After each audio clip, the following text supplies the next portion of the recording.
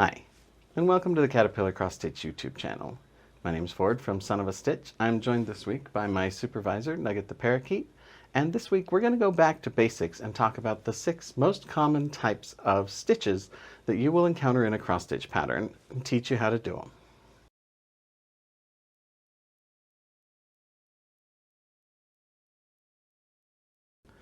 Now the first stitch that we're going to talk about is obviously the cross stitch. It's the stitch that this entire craft is named after. Sometimes you'll see that called a whole stitch or a full stitch, as opposed to some of the others that we'll talk about later. That'll make sense as we go on. But a full cross stitch is basically 2 little short stitches that make an X together. When we're stitching on cross-stitch fabrics such as Aida, we have these little pre-made squares within the weave that are separated by holes. So the X of the cross-stitch is going to go from one pair of diagonal holes to the other pair of diagonal holes that are in the same square, and that's what's going to complete the little X. So we make one little like slash stitch and one little slash stitch in the other direction, and the 2 combine to make an X. And those will usually look something like this on a pattern. Generally a square with a single symbol or a block of color and a single symbol in it. Let me show you how that's done and give you a couple of little pointers on how to do that. Now there are a lot of different ways that you can start a cross stitch, and there should be a card appearing for a video showing you a few of them right here. But I'm going to do what's called a loop start from the front just because it's fastest, easiest, and I've got my project clamped down here. So how I'm going to do that is I'm going to use one long strand and I'm going to put both ends of that strand through my needle. That'll leave a little loop on the end here. That's the loop in the loop start name. So then I'm going to pull that strand through most of the way from the front of my piece, and that little loop will be all that's left on top. And then I'm going to bring my needle back up one hole diagonally away from where I'm stitching, and I'm going to stick my needle through that loop. I'll pull that down close to the surface of the fabric, and then I'm going to stick my needle in through the hole here. And it's just going to pop that little tiny last little bit of loop down onto the bottom. It's as simple as that. So that is the first half of my cross stitch. They're called cross stitches because you have 2 little stitches that cross each other, obviously. And then I'll do the other half of my cross stitch, and that's it. That's a cross stitch. That is the stitch that we do most frequently in cross stitching, and if you're only going to do caterpillar cross stitch patterns, which are all full cross stitches, that's the only stitch you really need to know how to do. One thing you want to take note of if you're just starting out is that these stitches share a hole. So adjacent stitches are going to go through the same holes in the fabric. So if you have 4 stitches that are in 4 adjoining squares on the fabric, that one hole in the fabric is going to get used 4 times by those 4 different stitches. But make sure you check some of our other videos for a more comprehensive tutorial. Now I want to take just a second at this moment to remind you to join the Caterpillar Cross Stitch VIP Stitch Club. When you join, you'll get a download of our top 10 cross stitching tips. You'll also get an ebook with 8 free PDF patterns in it, plus a new year-long temperature tracker stitch-along pattern that looks like this. Plus, you'll get all the latest news about any upcoming events, products, and surprises that Caterpillar Cross Stitch has in store, including advance notice of any retreats or stitching socials that are coming up. So if you sign up for the VIP Stitch Club, you can make sure not to miss your chance to get those. Now the other stitches that we're going to talk about are fractions of a full quarter stitch. And those can be anywhere from 1/4 of a cross stitch to 3/4 of a cross stitch. We're going to start with the smallest and work our way up from there. So if you look at our full cross stitches, each one of them is 2 lines that cross each other. And that sort of makes 4 little segments, 4 little corners of a stitch. So a 1/4 stitch is really only going to use one of those, but that means that the stitch needs to go from the middle of the square in the fabric to the corner of the square in the fabric.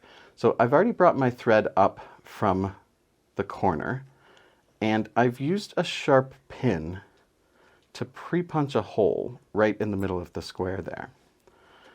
And so what I'm going to do is just take my needle with my thread on it down through that hole that I've made right in the middle of that square of the fabric and pull it through. That right there is a 1/4 stitch. It's 1/4 of a cross stitch. Now, because of the way that works, using only one corner of the square, there are 4 different orientations that a quarter stitch can take. So you could have one in the top right corner, like the one that I just made.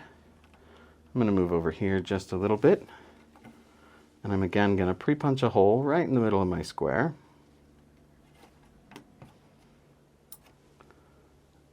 And I'm going to make one in the bottom left corner, so completely opposite the one I just did.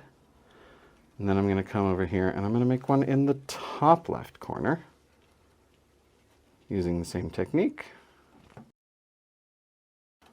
And then I'll make one in the bottom right corner. I've left a little bit of space between each of those so that you would be able to tell them apart. But those are the 4 different orientations that a 1/4 stitch can take. And here is an example of what a 1/4 stitch will look like on a pattern. It can be one of these little guys that just shows a little quarter stitch in the corner. It can be a triangular piece with a symbol in it that bisects the square. Or you could have this little tiny square in the corner of it. I love teaching people how to cross stitch on YouTube, but not everybody learns ideally from this format, and sometimes it's nice to have some brains that you can pick. And that's why it's so valuable to be in an online cross-stitching community like the Caterpillar Cross Stitch Facebook group and the Caterpillar Cross Stitch Instagram. In those 2 spaces, there are tens of thousands of stitchers with hundreds of thousands of years of cumulative cross-stitching experience that are available there just at your beck and call to be able to help you with any questions or projects or ideas that you might need. So make sure you check both of those out.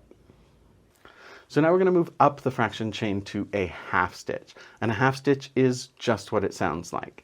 It's where you only do 1/2 of the cross stitch. Remember I talked about we do 1/2 and then we do the other? With a half stitch, you just don't do the other half. Most of the time, if a pattern calls for half stitches, it's going to tell you what direction to do them. So you want to pay attention to the notes on the pattern to know whether you should be going bottom left to top right or top left to bottom right for those half stitches. All you got to do is do that first half of a cross stitch, just like this. Now there are a few reasons that you might do a half stitch. One example of a reason would be some patterns will have a background that is filled in with a whole bunch of half stitches, and that will give that background kind of a airy, light texture to it. Some patterns will use that to sort of simulate glass or a semi-transparent surface or something like that. And then if you're stitching on a very high count fabric, I'm doing these on a 14 count Aida just to make them easier for you to see. But if you're stitching on something like a 25 count linen or anything higher than that, you can just do half stitches and they will actually fill in the squares. And it makes it much faster to complete that project if you have the eyes for it. Piece of cake, right? We're going to move on up the fractional chain and we're going to go to a 3/4 stitch. Now, if you were paying attention in math or maths class, you'll probably know that a 3/4 is 1/4 plus a half. And that's really all we're going to do, is we're going to do a 1/4 stitch and a half stitch to make a 3/4. So I'm going to do the same thing again here, and I'm going to pre-pierce the hole in my fabric. It just makes it so much easier on my fingers. And so I'm going to do that 1/4 stitch by bringing the fabric down through the hole in the center of the fabric, and then I'm going to do a half stitch that opposes it. As you can see, that creates kind of a little diagonal T shape or Y shape or a lambda shape, depending on how you look at it. And just like with the quarter stitches, there are 4 possible orientations for that. I'll do the other 3 orientations so you can see.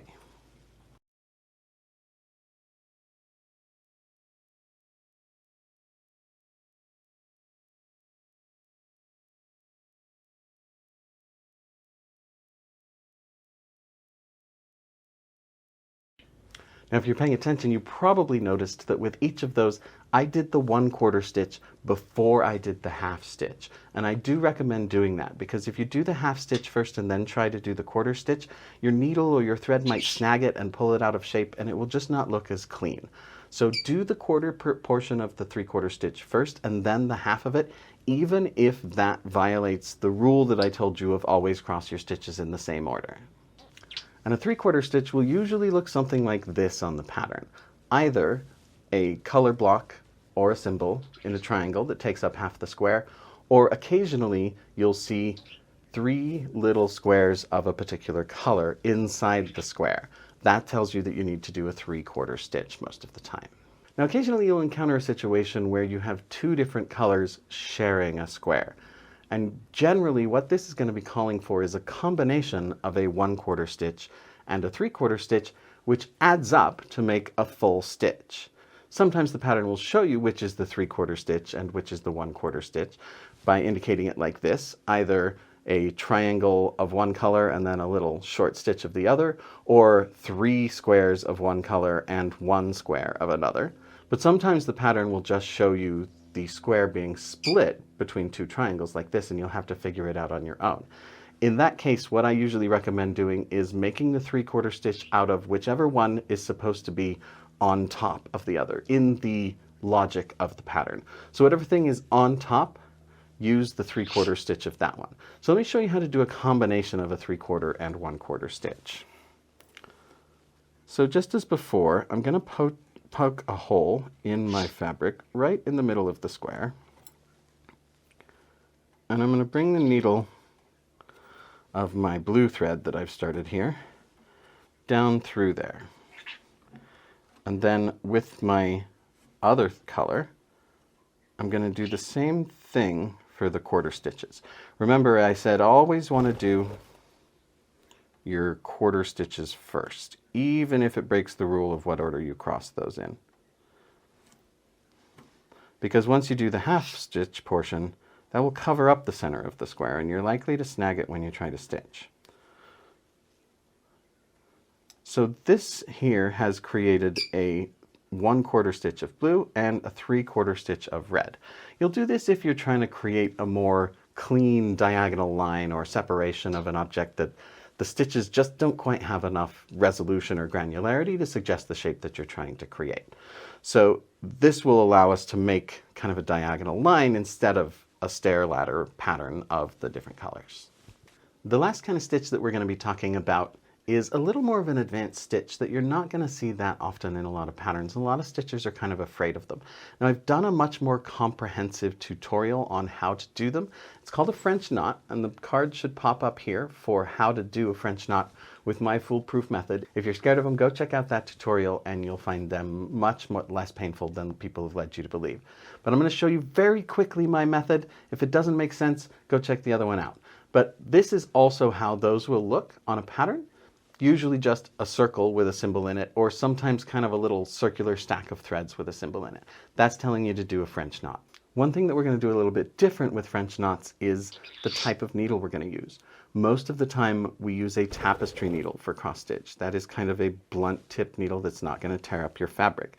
But with a French knot, we need to be able to pierce down through the fabric, and we're not going to have a spare hand to poke a hole. So we're going to use a sharp sewing needle or an embroidery needle for that. And all we do is we bring our fabric up to the surface of, we bring our thread up to the surface of the fabric at the point where the pattern calls for the French knot. And we'll pull it over to one side. I'll take my needle behind it, wrap around it twice, and then I will pierce the fabric right next to the place I came up, but not the exact same spot. Then I will pull that string tight and I will slide it down to the end of the needle where it touches the fabric. Then I'll push that needle through and I will hold my thumb on my little baby knot that I'm creating. And I will pull the rest of my thread through there, keeping my thumb on there. And I will get a perfect little French knot every single time. Now I do go into that in much more detail in my French knot tutorial, so if that didn't make sense or I went too fast, go check out that one and it should make it a lot more clear for you. Now those are the most common types of stitches that you will encounter in a cross-stitch pattern, and the most common ways that you will see them portrayed. But there will be some variability occasionally as how the pattern looks because of all the different pattern creation softwares that are out there. And I even have a few old patterns that were hand-drawn and then Xeroxed. So how it looks is going to vary a little bit, but there should be notes generally to explain to you what kind of stitches are being used. But as I mentioned, if you're working on a caterpillar cross-stitch pattern, they all only call for full cross stitches, so you only needed the first 2 or 3 minutes of this tutorial. I do want to thank you so much for watching. If you're enjoying my content or if you're learning anything from me, please make sure to pay me back by subscribing to the channel, liking this video, and leaving me a comment down below. That really helps me out if you do that, and I would really appreciate it. Again, thanks so much for watching. For Caterpillar Cross Stitch, my name is Ford. This is my supervisor, Nugget. We'll see you next week.